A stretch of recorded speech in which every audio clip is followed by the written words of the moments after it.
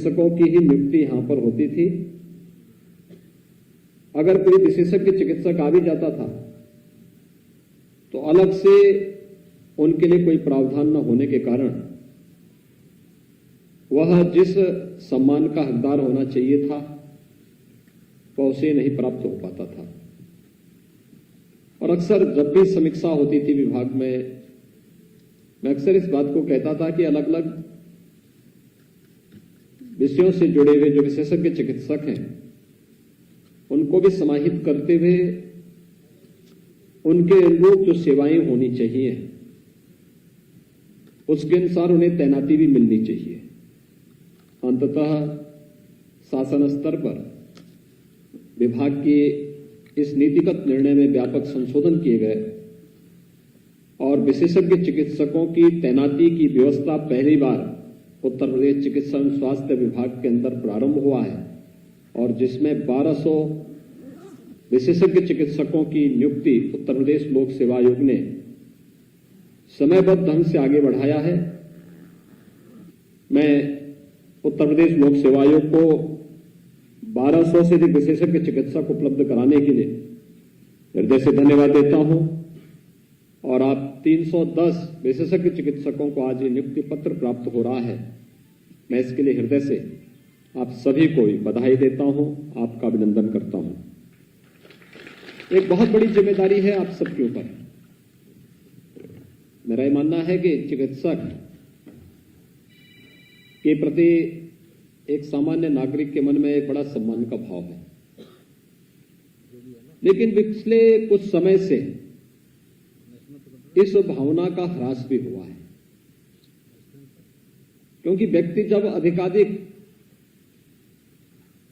व्यावसायिक बुद्धि का से काम करने लगता है तो वह समाज और आम जन की भावनाओं का और उनका समर्थन एक प्रकार से खोता हुआ दिखाई देता है।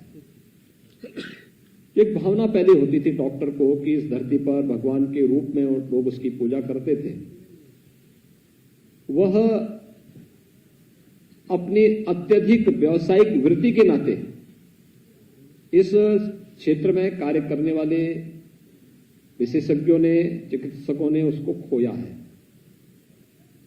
लेकिन आज जब शासन ने, केंद्र सरकार ने, आदरणीय प्रधानमंत्री जी ने प्रधानमंत्री जन आरोग्य योजना के अंतर्गत आयुष्मान भारत की योजना प्रारंभ की,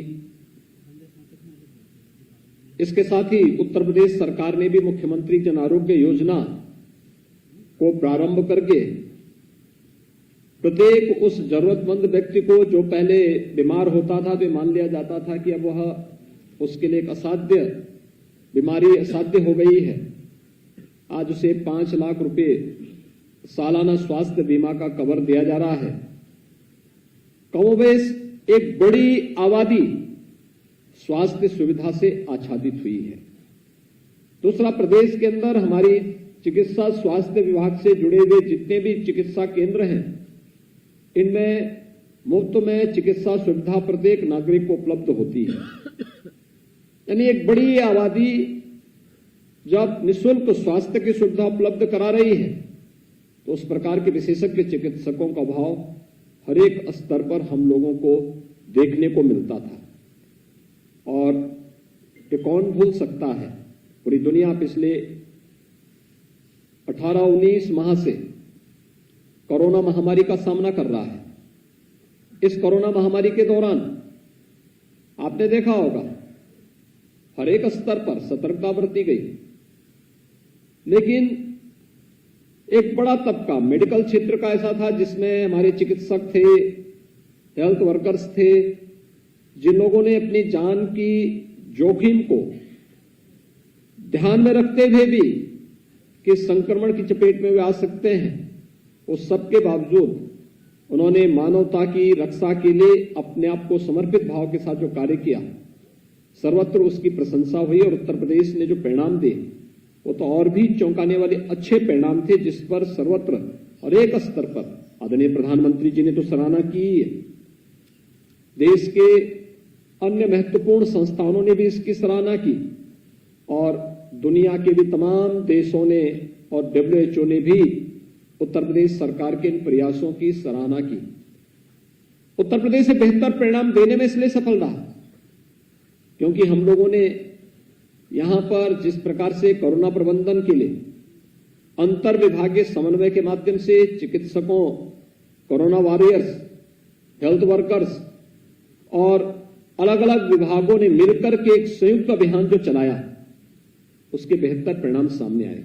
इसमें आंगनबाड़ी भी थी, आशा वर्कर भी थी, ANM भी थी, चुने हुए जनप्रतिनिधि, ग्राम प्रधान, पार्षद, ये सभी लोग मिलकर के उस अभियान के साथ जुड़े थे। परिणाम हमारे पक्ष में आया और आज मुझे प्रसन्नता है कि उत्तर प्रदेश उस स्थिति में है। मुझे याद है जब कोरोना का पहला मामला उत्तर प्रदेश के आगरा में देखने को मिला था, तो हमारे पास यहां पर जांच की कोई सुविधा नहीं थी। हमें सैंपल लेकर के NIB पुणे भेजना पड़ा था। मरीज के उपचार के लिए कोई सुविधा नहीं थी। मरीज के उपचार के लिए हमें सफदरजंग दिल्ली भेजना पड़ा था। लेकिन आज मुझे ये बताते हुए प्रसन्नता है